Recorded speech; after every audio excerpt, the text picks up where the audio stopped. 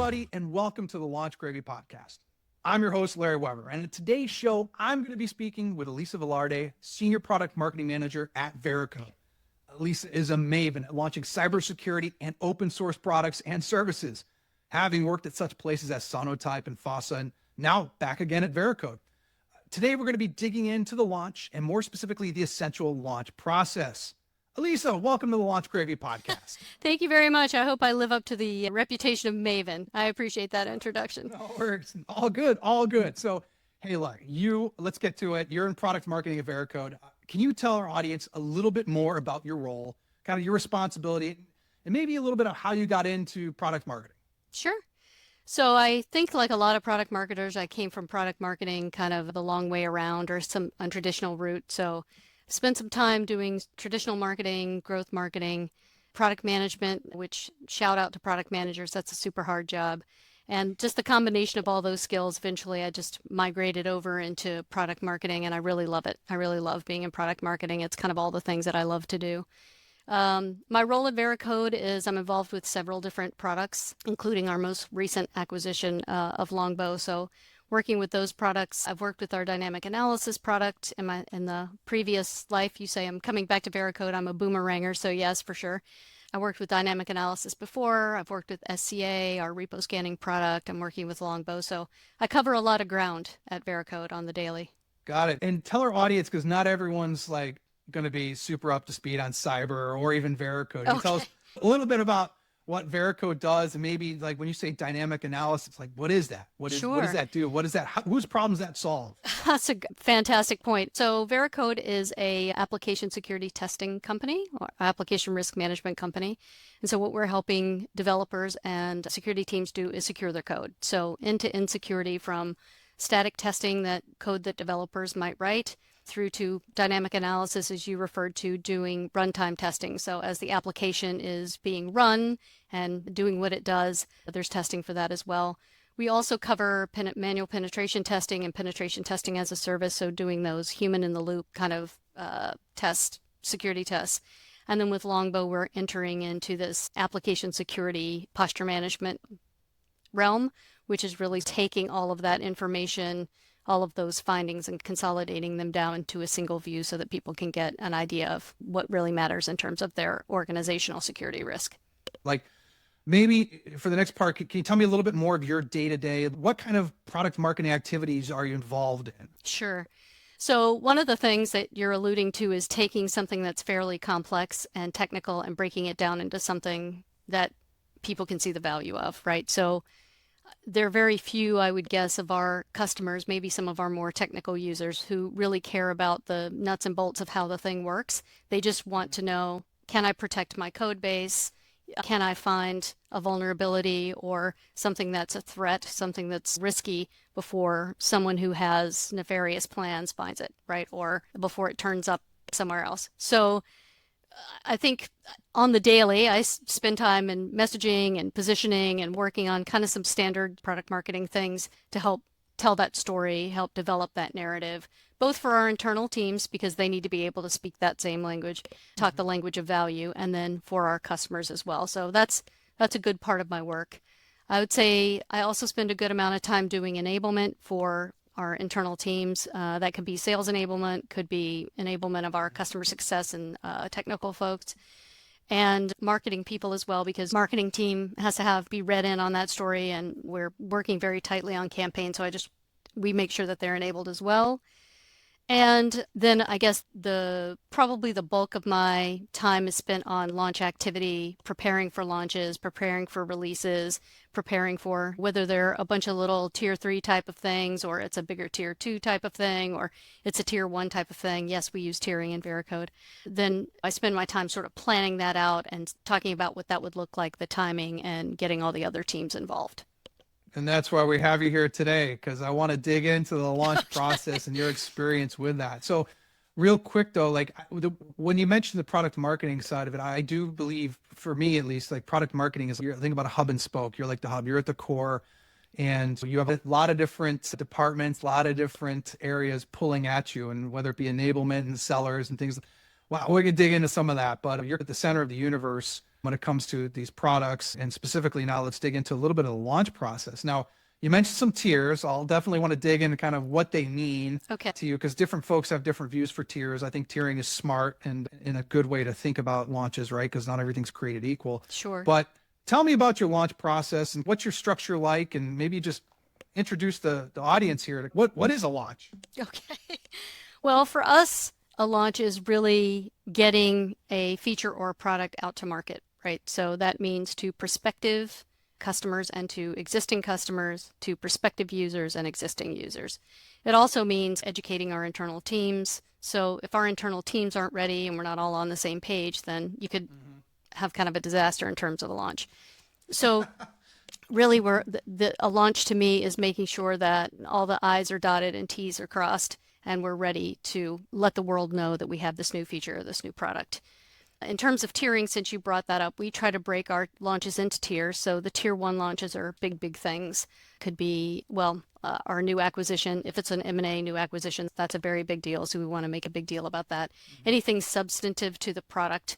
I think my first time around at Veracode, we had a new API scanning capability. And so that was a fairly big deal. And we elevated that to a, tier 1 launch. The tier 2 things are more strategic, but not nearly as PR worthy, if you will. So in our world, that means something that's really germane to how users and customers do their work every day, like our GitHub app is an example of that, our new GitHub app that we just rolled out. So that's an example of a tier 2. And then tier 3 is like a smaller feature that somebody's waiting for, might be the most boring of things to us from a marketing perspective, but for an end user, it's the best thing that ever happened to them, right? Like they've been waiting for it forever. We are taking a slightly new approach to those tier 3 types of features and trying to bundle those up and tell a bigger story with what we're rolling out. So that's a new initiative that we have going on now. But that's our tiering, and that's what launching a product sort of means to me, and to Veracode, that's kind of what we're doing.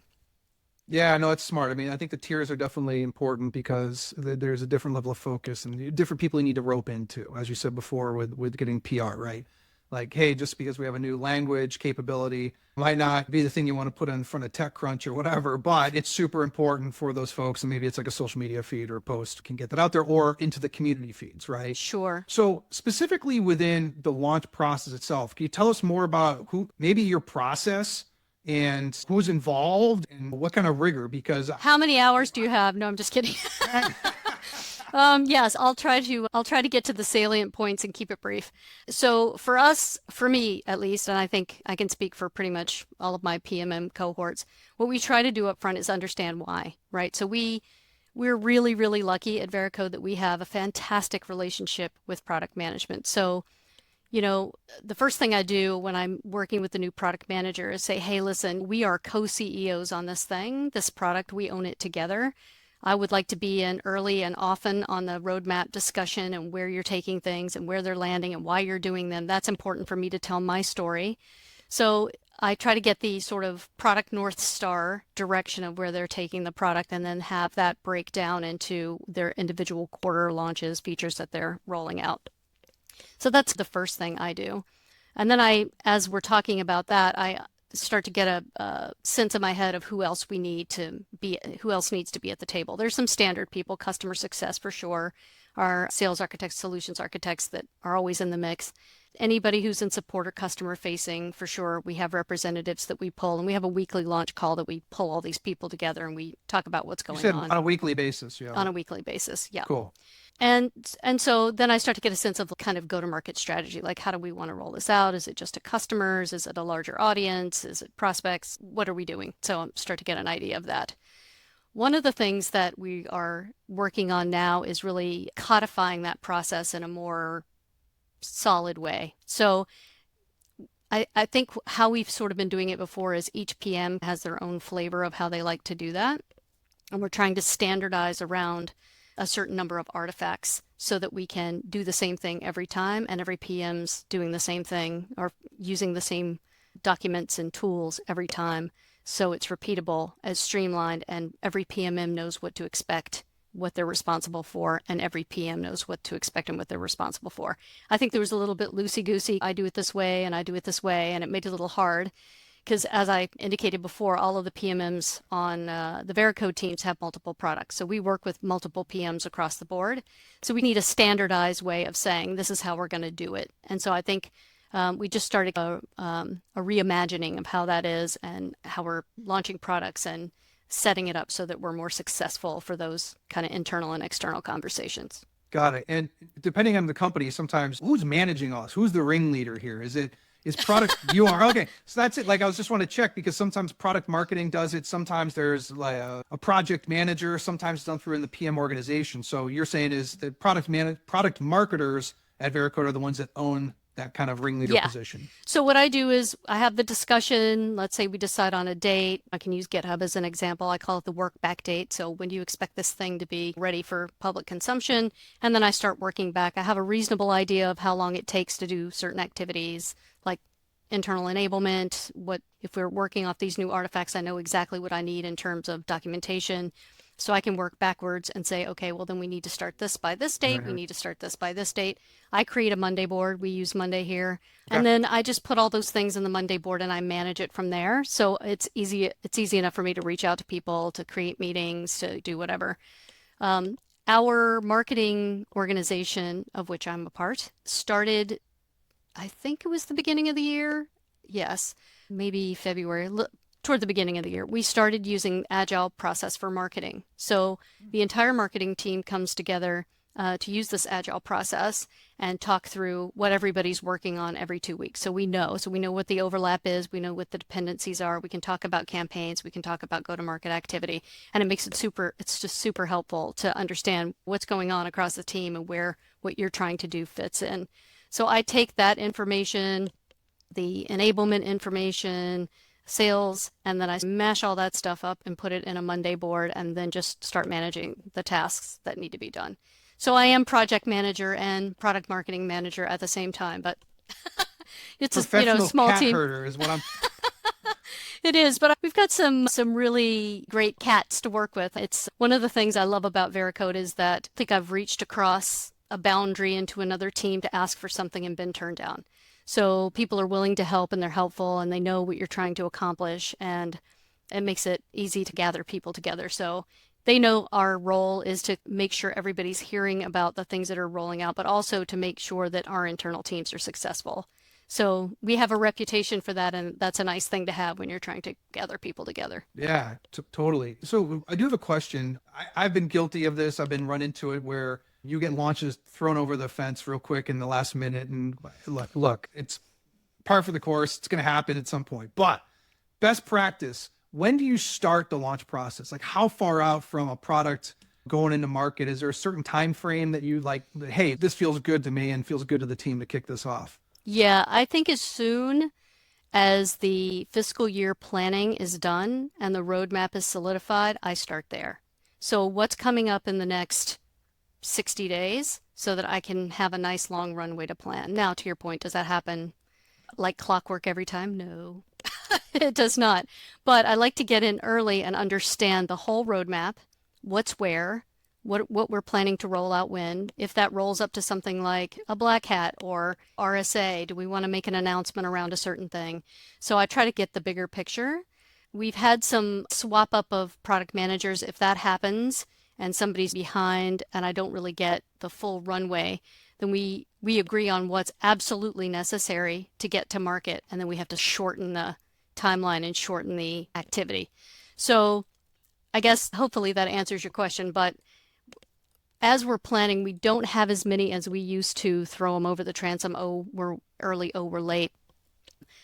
Just because we're taking the time to plan up front. But when we do that, we just try to get together with the product managers and say, okay, what is the minimum viable enablement product here? What is the minimum viable go-to-market product here? And then try to iterate as we go along. So at least have something, but then iterate on the back of that.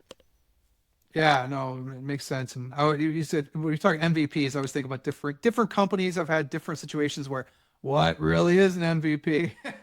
Is it vaporware, or is this something a customer is actually using, which is the best? Right. But yeah, Yeah, no, for that sure. I was mean, for us, it has to be something that's pretty well baked, right? I mean, you can, uh, we're an enterprise level software provider, so, it has to be usable and tested and go through the rigors of the sure. software development lifecycle. So, we don't end up with somebody's pet thing that they made on their laptop. I don't want to mislead anyone. That's not the case at all. But sometimes they may have had to pivot and they're a little late bringing it to market, or maybe, again, we had a change of guard and somebody forgot to, that it was coming out and or lost track or something happened in the mix and we were kind of caught on the back foot. But generally that doesn't happen. Generally we have a good idea of the roadmap and we can map it out and plan ahead. Great, great, great. So I want to shift a little bit here from the launch process in general to something you mentioned. All product marketers, in theory, should be working very closely with their product management counterparts.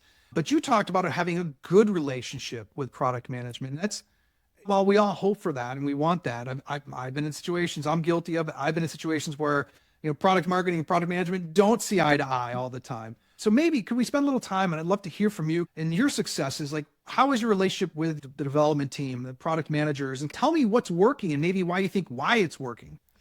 So one of the things that I think make us close as product marketing and product management is I think as a product marketer, you need to be curious and interested in what's going on. You need to have a commitment sort of to that product and learning how it works and what it does and how it fits in the market and how it stacks up to the competition and really be the co-CEO. And I think if you come into every new relationship I've had with a new product manager, and when I started working on SEA, I had a new one. I basically say, hey, we're co-CEOs in this. Show me how it works. Show me what's important about it. Let's talk through. If there's no messaging to start with, let's talk through it so I can start developing some messaging. Tell me why we've chosen the things we've chosen, why we took the path we've taken.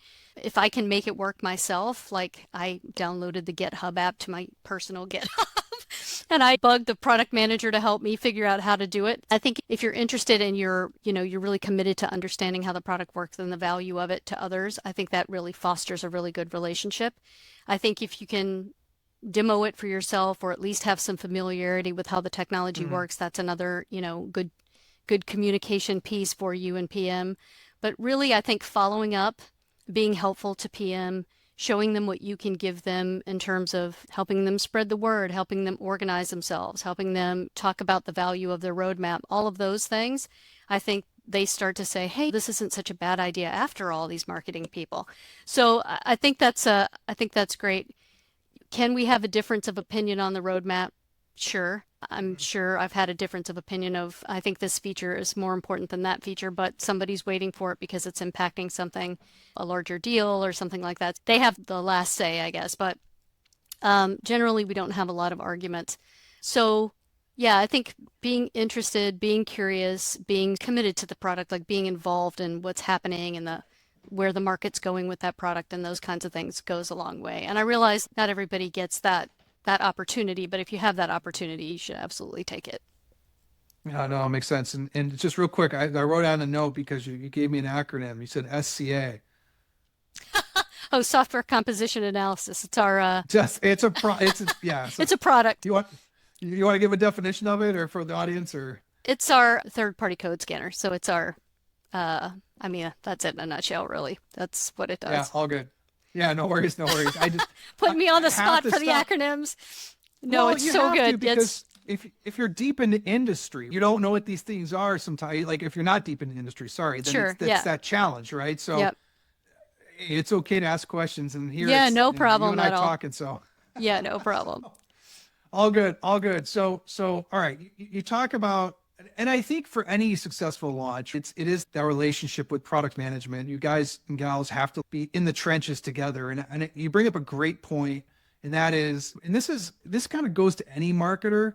Get into the product. Like you can't be a marketer if you're not using the product, right? And I think in technology, people get away from that. I think I don't know. I think back to my days when we were doing making baseball bats pre-tech, and you had to go use the bat. You had to get the look and feel. You didn't know what it was like to use this unless you got to the plate and swung, hit the ball. You're like, wow, this feels great. How, so many people in software today jump out there and they're like, hey, let's go be a marketer. You're like, you got to use this stuff, right? You got to dig into the details. You have to. And I think that's an important point that some folks maybe lose sight of, and maybe folks that are jumping into a product marketing role, make sure that you're aware of that, right? Open up, want to learn, and roll up the sleeves and get into it. Yeah, I think personally for me, I have a really hard time writing about something I don't know anything about, or that I feel like I don't have a depth of understanding of why it's valuable. Because I think, like all product marketers, you're studying your products and you're finding the hook, right? What's my story here? What story do I want to tell? And I can't tell a story. I don't understand how something works. That's me personally. I just can't do that. I mean, I'm sure there are people who can, and my hat's off to you, but I am not one of those people who can do that. But I do try to make sure that I don't need to dig so deeply. I don't need to see the source code, right? I don't need to see all of that. I don't need to see how you're laying out what you're trying to build, but I do need to understand how it works, and I do need to understand how it functions and the value it brings to somebody who's trying to use it. So I totally agree with that.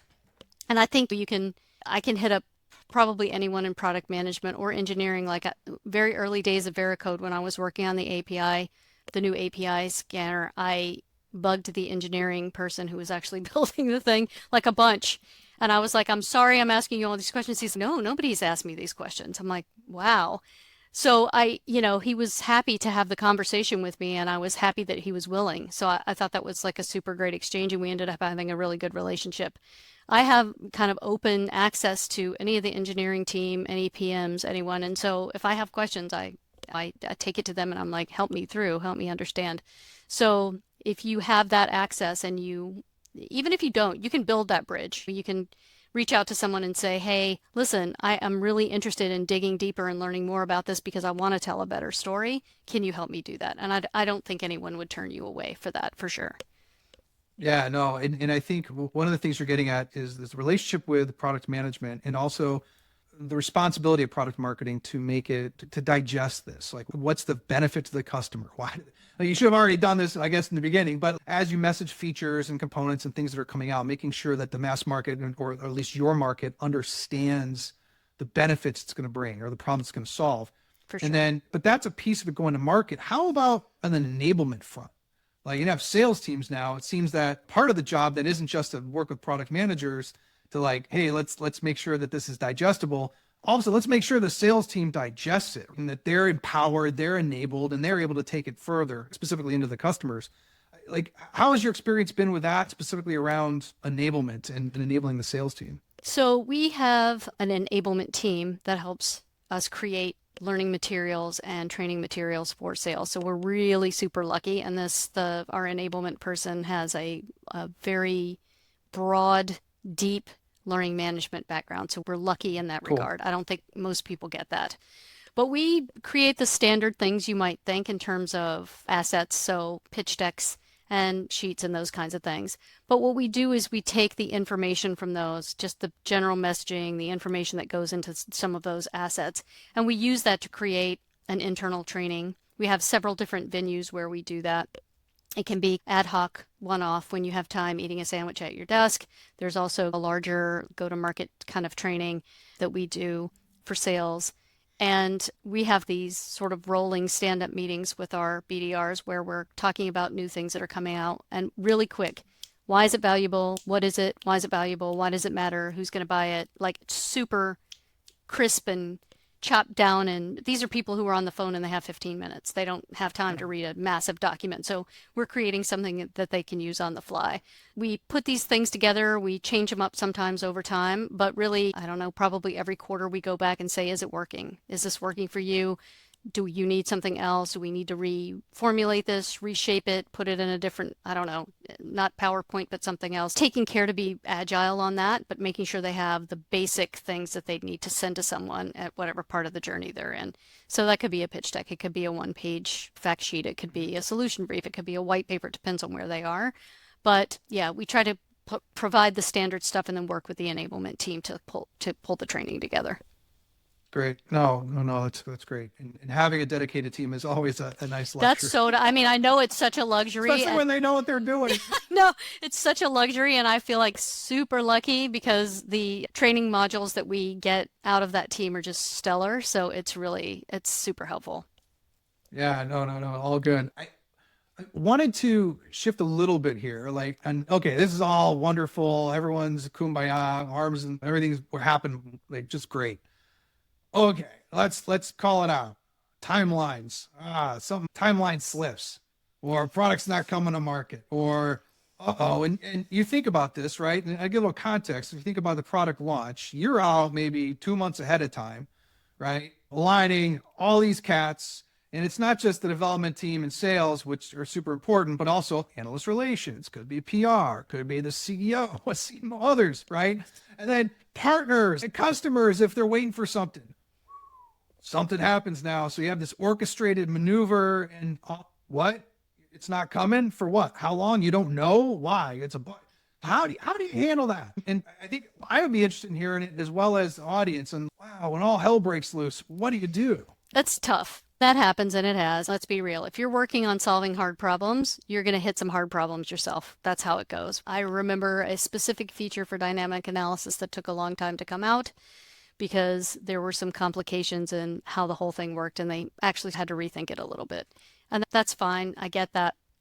If we're talking about a complete rethink, that's another path. But let's just say it's slipping because there's a little bit more work that needs to go into it, or they want to revisit a feature that's not working the way they wanted it to work as they are testing it. Then immediately I just need to take a look at what do we have planned? What are our go-to-market plans? What are our enablement plans? What are the plans? What are the dates? And what needs to shift around? On occasion, we can substitute something for something else. We definitely have a conversation with the customer support folks and say, hey, listen, if the customers that were waiting for this, here's what's happening. Here's the delay. Here's the new anticipated timeline. Here's why it's delayed. Here's what we're trying to do to mitigate this problem in the best way that we can. Can we make hard promises about when the next date's going to be? Probably not if it's a really sticky situation. But just make sure that we're over communicating about what's happened, why it happened, what we're doing about it, and then keeping people posted. So just making sure that every couple of weeks, we're on the 2-week sprint here. So every couple of weeks we're saying, here's the progress we've made. Here's where we are.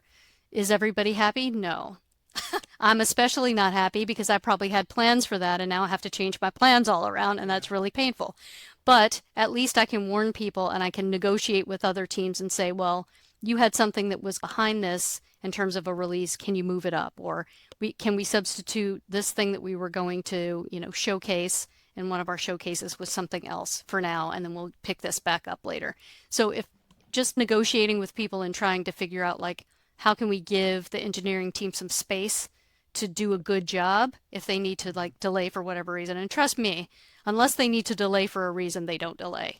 Everybody wants to get the feature out because they know people want it. So if there's some hang up or some reason why something's not happening, then for sure there's a good reason. So we're trying to communicate that. But yeah, it's painful. There's no doubt about it. Like there's a lot of reworking. There's a lot of like replanning. There's a lot of getting everybody together and saying, okay, now what? It's basically you start from scratch, but now you're in repair mode versus plan mode. So it's a different feeling, but it is what it is. You just have to dig in there and do it.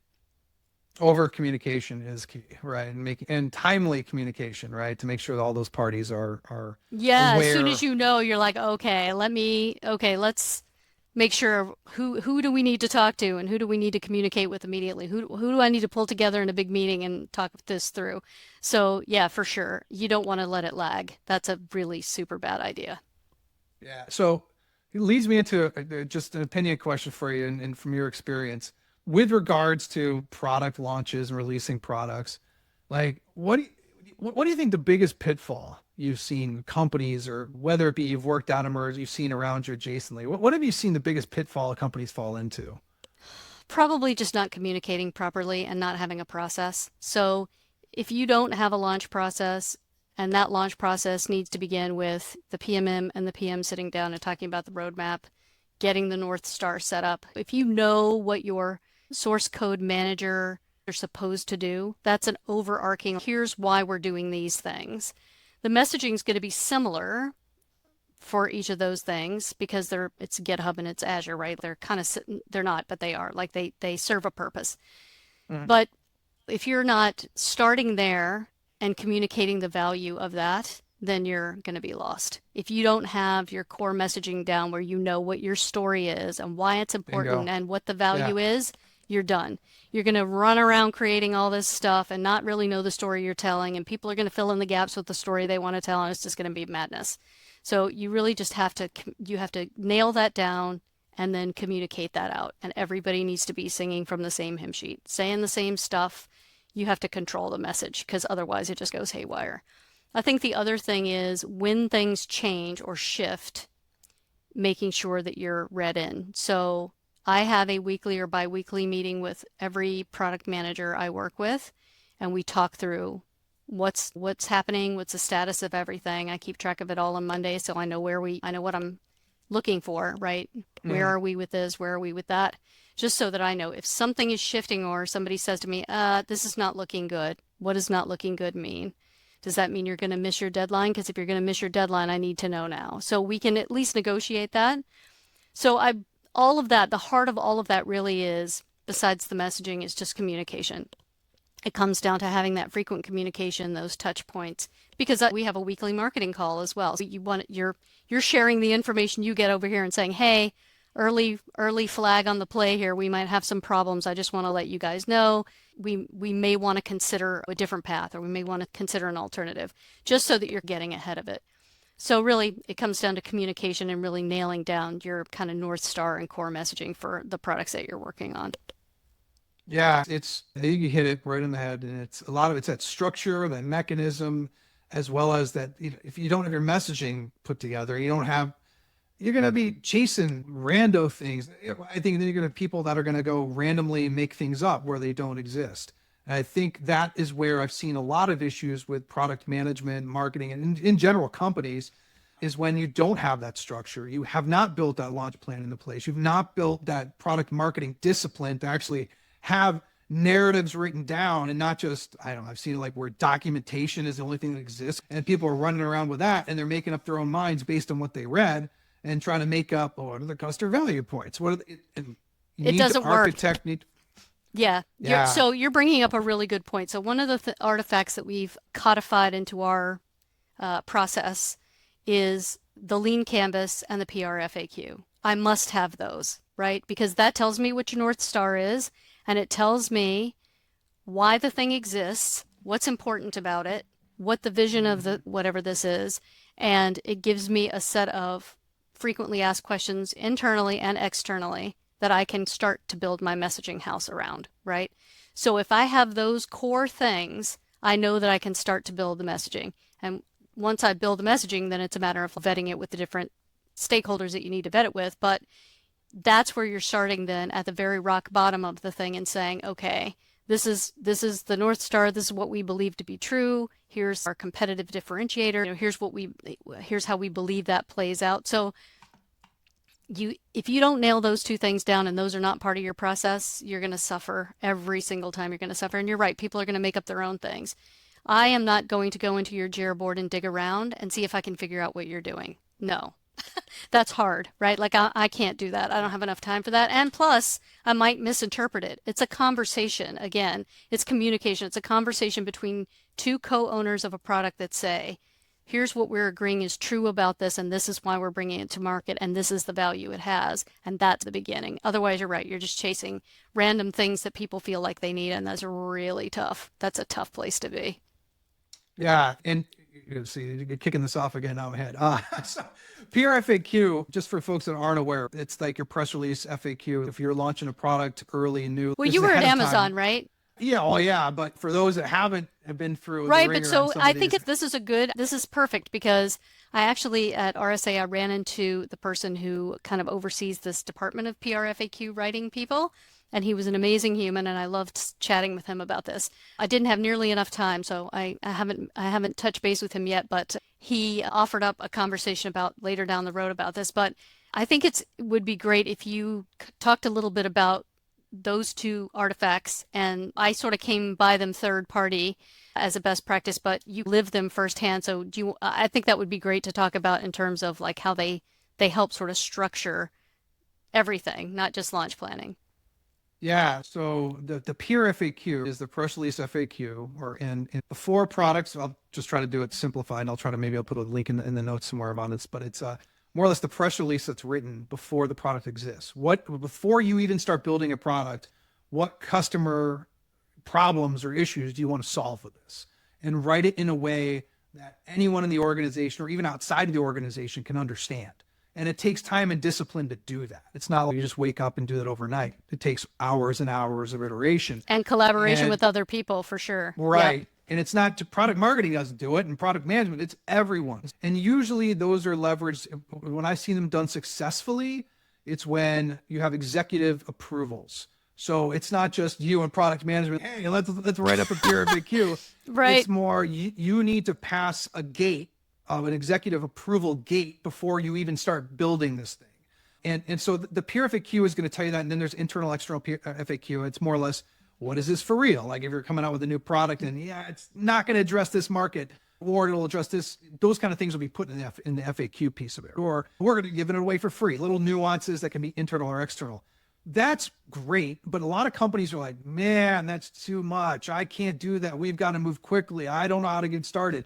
And then you've got the lean canvas. And the lean canvas, think about like agile computing and processing and agile launches and all that kind of stuff. But the lean canvas is really for those folks that need to move quickly. Is this feature or this product going to move in the market? Is it going to be profitable?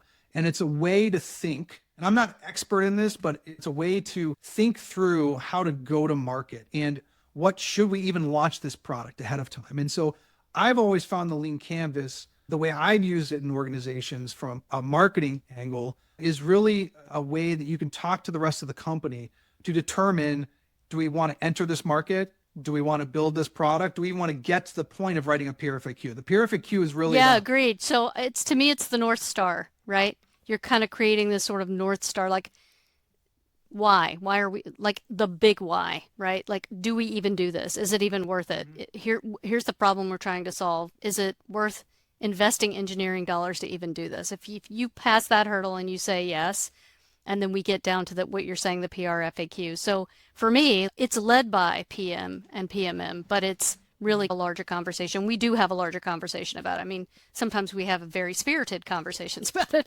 but yeah.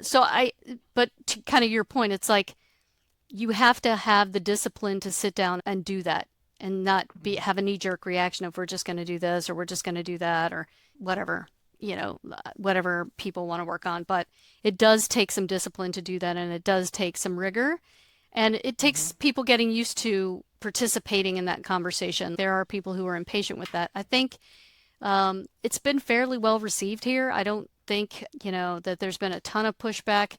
I mean, nobody on the PM team wants more paperwork, so to speak, right? Like right. Nobody really wants that. So I created kind of a template and a set of templates for people to use to do these kinds of things. I put them into kind of a centralized folder of these like general assets, and they just pull them out and then start using them to kind of get started, and then we start the conversation there. But just having that sort of core set of things that people can just sort of pull from and know, okay, when I go to work with Elisa on this brand new product that I'm trying to launch, here are the things she's going to need. These are the questions she's going to ask me. This is what I need to be able to answer. So we can start off on the right foot. And she's probably going to ask me more questions, but at least I'll have these questions answered. So that's, I guess I'm totally, went totally around your question, but I think that's kind of germane and central to good communication and having a solid launch. Yeah, no, and just to reiterate too, is the peer FAQ is a beast, but if leveraged, if used, it pays dividends. It's fantastic, but it does take time and effort. The Lean Canvas is so quick and easy. I would say is if you have I don't know if you can do this if you're working for a company, but if someone says we're not going to do it, you should start running for the hills because it's just, I've had somebody say to me,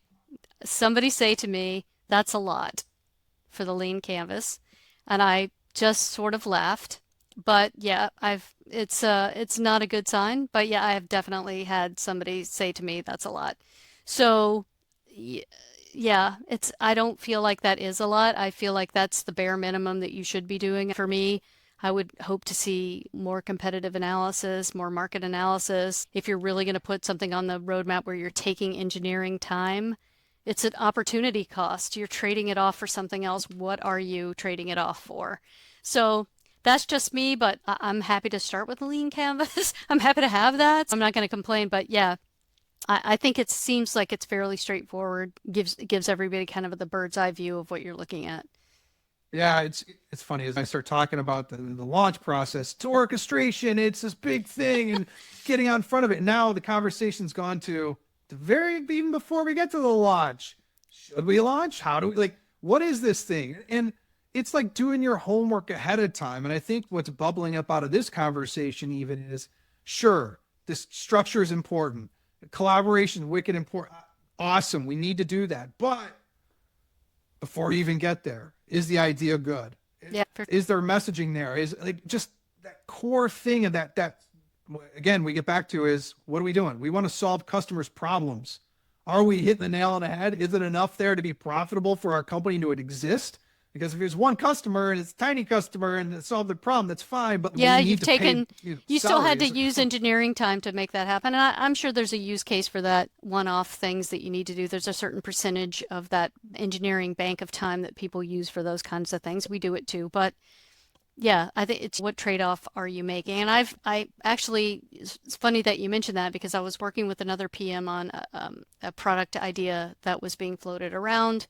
And once they did the lean canvas exercise and then sort of we kind of did a little straw man messaging, but once we bounced that around, people were like, it's not worth spending the time on. It's not that exciting. People are not going to pay for it. They're not that interested in it. In fact, they're actually more interested in this. And I think we should put our time into that. So you're right. We could have gone all the way down the road and built a thing only to realize nobody wants it. So again, it's just a good exercise to reinforce that. But yeah. So yes, have structure for sure. If I did not have Monday boards, I would probably lose my mind. I definitely need those. And then just driving that repeated kind of process is important. You can't just do it sometimes because people get confused. So it's like just repeatedly doing that process and making sure people know what to expect in that launch planning process, and the launch execution process is really important. Yeah, you got me. Now I'm thinking I should do an episode just on walk it through a lean canvas or at Really, least getting the content there. seriously, I think you really should. I think that would be really valuable to people because I think that, especially people who are new to PMM, it's overwhelming. I'm pretty sure you can think back to those days where you're like, holy moly, I'm trying to learn all the things and do all the things and fix all Right. the things. And you want to, I think innately product marketers are helpful, right? They just want it. They're like, oh, let me help you and let me help you.